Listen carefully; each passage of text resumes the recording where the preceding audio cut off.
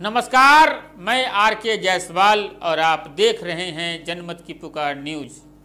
पिछले दिनों जनमत की पुकार के साथ बातचीत में सरस्वती विहार वार्ड से निगम पार्षद नीरज गुप्ता ने अपने द्वारा कराए गए विकास कार्यों के अलावा दिल्ली सरकार की नाकामयाबियों पर भी बात की। नीरज गुप्ता ने सीधे तौर पर कहा है कि दिल्ली के मुख्यमंत्री अरविंद केजरीवाल दिल्ली से विकास कार्यों का पैसा लूटकर दूसरे राज्यों में अपनी पार्टी का प्रचार कर रहे हैं। सरस्वती विहार निगम वार्ड से भाजपा पार्षद नीरज गुप्ता ने कहा है कि दिल्ली सरकार द्वारा नगर निगम के लिए विकास फंड आवंटित नहीं करने के बावजूद उन्होंने अन्य माध्यम से फंड की व्यवस्था कर वार्ड क्षेत्र का विकास किया। पार्षद नीरज गुप्ता ने कहा कि दिल्ली में आम आदमी पार्टी की केजरीवाल सरकार के आने के बाद से ही दिल्ली नगर निगम को उसके हिस्से का विकास फंड आवंटित नहीं किया गया। दिल्ली सरकार की अनदेखी और लापरवाही के कारण दिल्ली के लोगों को असुविधाओं का दंश झेलना पड़ रहा है। निगम को फंड नहीं मिलने से दिल्ली का स्थानीय स्तर का विकास काफी हद तक प्रभावित हुआ है।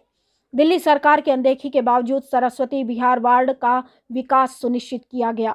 निगम चुनाव में पूरी दिल्ली में सर्वाधिक मतों से जीत हासिल करने वाले पार्षद नीरज गुप्ता ने कहा कि उन्होंने अपने प्रयास और पूर्व विधायक श्यामलाल गर्ग के मार्गदर्शन से सांसद फंड प्राप्त कर क्षेत्र का विकास सुनिश्चित किया।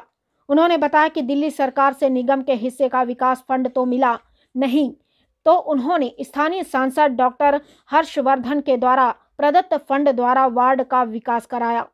दिल्ली सरकार की नई आबकारी नीति के बारे में बात करते हुए नीरज गुप्ता ने कहा कि अरविंद केजरीवाल ने जब दिल्ली की सत्ता संभाली थी तब कहा था कि दिल्ली को पेरिस और लंदन बनाएंगे, लेकिन उन्होंने दिल्ली का स्वरूप खराब कर इसे नशेड़ी नगरी बना दिया।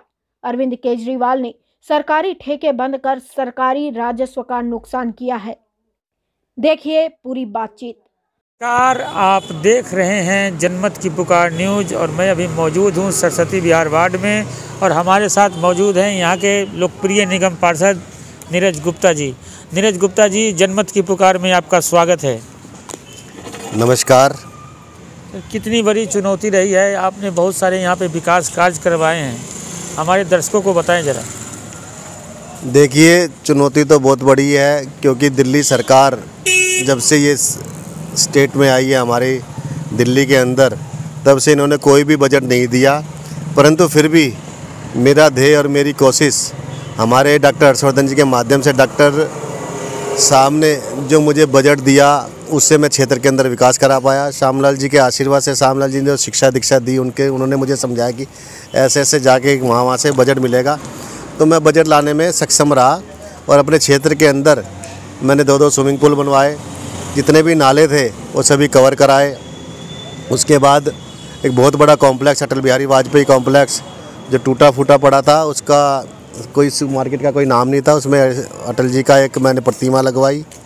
अश्वनी कानन मार्ग के ऊपर बहुत बड़ी लैंड PWD की है, उसके थोड़ा सा पीछे ही का हिस्सा मेरे पास है MCD के पास, उसके अंदर भी मैंने 1 करोड़ 80 लाख रुपए की लागत से वो सारा पक्का कराया, लाइटें लगवाई।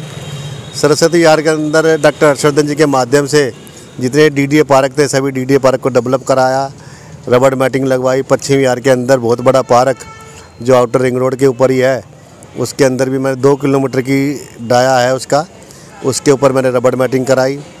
मतलब क्षेत्र के अंदर विकास कार्य में मैंने कोई कमी नहीं की। 276 मेरे वार्ड में पार्क है, सभी पार्कों में मैंने लगभग हाई मास लाइटें लगवा दी हैं और सभी में बेंच डलवा दिए।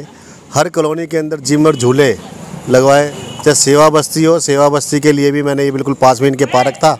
इस पार्क में सभी बच्चे, बुजुर्ग, कुत्ते बिल्ली सभी लोग गंद खिंडाते थे, इस पार्क को डेवलप कराया ताकि ये सेवा बस्ती के बच्चे भी इसमें जिम और झूले कर सके।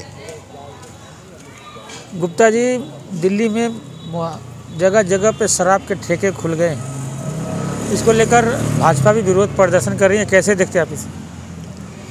देखिए, ये केजरीवाल साहब जब दिल्ली की सत्ता इन्होंने संभाली, सत्ता संभालने से पहले ये कहते थे दिल्ली को मैं पेरिस और लंदन बनाऊंगा।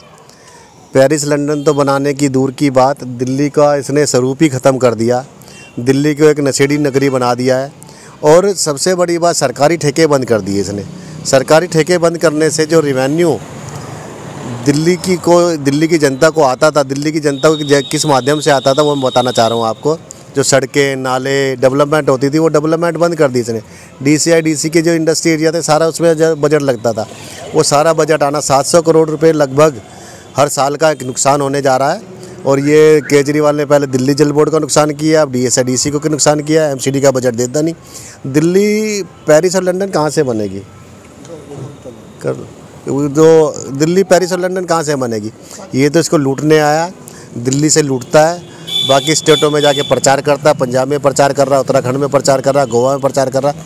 और आपने देखा होगा डेंगू के दिनों में या आपने कोविड के दिनों में इसने कुछ भी तो दिल्ली के लिए नहीं किया। जो भी किया हमारी नगर निगम के निगम पार्षदों ने किया। आज चाहे कोविड का हो, कोविड के दिनों में आप लोगों ने देखा भी था, हम सभी निगम पार्षद सड़कों पे थे, सैनिटाइज़र कराया।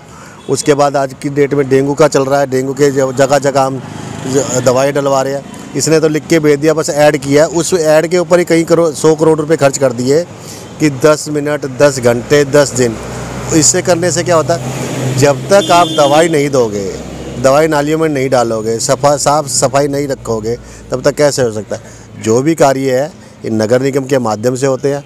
आज सबसे बड़ा एक अजारक काम और कर रहा है ये, जहाँ जहाँ दिल्ली के अंदर नगर निगम के पार्क है सभी जगह से वहाँ समरसीबल खड़वा रहा है। क्यों खड़वा रहा है? ताकि वो पार्क ख़राब हो जाए।